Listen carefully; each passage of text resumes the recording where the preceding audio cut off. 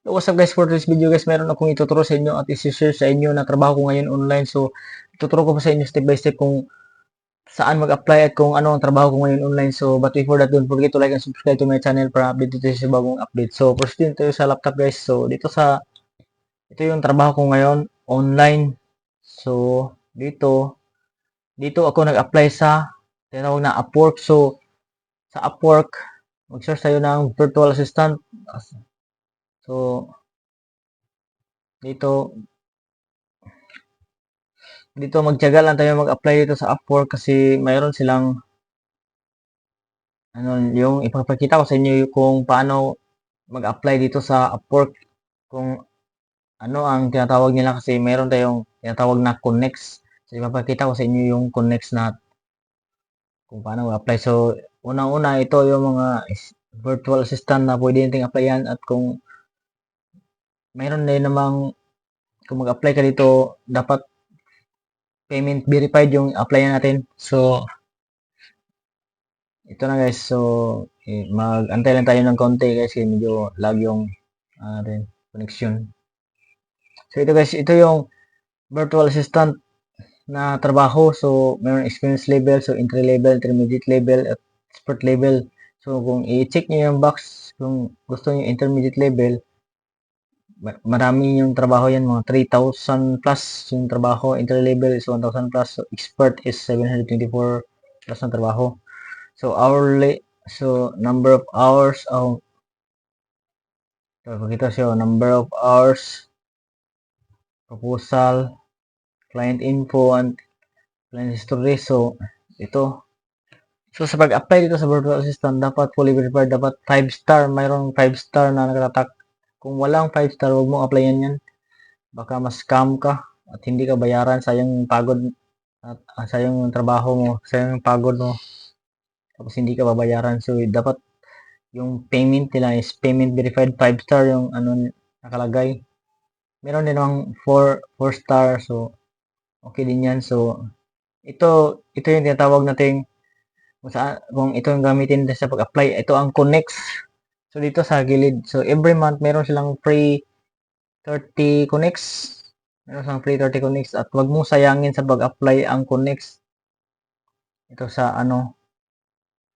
kung wala ka ng connects, pwede ka rin bumili ng connects. So, ito naman yung trabaho ko. Ipapakita ko sa inyo yung trabaho ko ngayon sa online. So, simple po yung trabaho, pinatrabaho sa akin ng client. Ito po ay mag-consolidate ako ng mga receipt, daming receipt na binili nila everyday. So, mag-open tayo ng Excel, maggagawa tayo ng sample kung paano ko ginawa yung trabaho ko. So, kasi mayroon silang receipt, pinicturean nila yung receipt tapos binigay sa akin, madami, almost mga daming images, yung mga 200 plus yata yun na images na puro receipt lahat. Tapos kinoconsolidate ko gamit ang Excel, sa Microsoft Excel. So ito yung example, magbigay ko sa inyo ng example. So ito, anong una, date, kasi kinoconsolidate ko every month yung kung within this month ano yung nabili nila, yung na gastos nila, tapos itotal ko. Tapos next month, i-input ko naman dito yung nabili nila, tapos itotal ko. Tapos umabot, kapag natapos na lahat yung pag i-input mo, itotal mo every month, then itotal mo din lahat yung na expense mo this month, at umabot ng 1 year, kung ano yung total price na expense nila sa mga binili nila. So yan lang yung guys. So madami talaga yung receipt. Medyo kailangan sila ng time, pero kung may trabaho ka, pwede din naman kasi tinagalan ako ng 3 months hindi siya full-time na trabaho, pero binigyan ako ng 3 months, tapos babayaran ka via PayPal. So, ito yun, halimbawa ito, date, tapos 1 unit cabinet, 1.250 dollar. Yan, dollar price yun. Okay, so, sinate ko na sa dito sa general na dollar.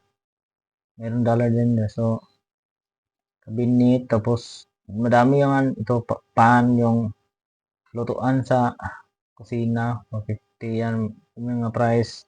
Sample lang to guys, so, yung actual talaga nito, madami talaga yung ano niya, binili.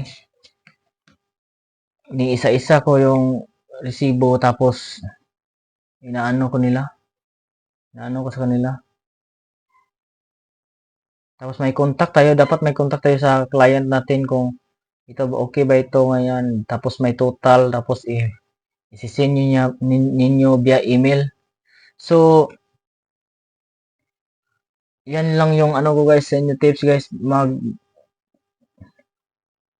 mag-apply hanggang sa matanggap tayo sa trabaho guys online. So, yan lang guys, don't forget to like and subscribe to my channel guys. Thank you.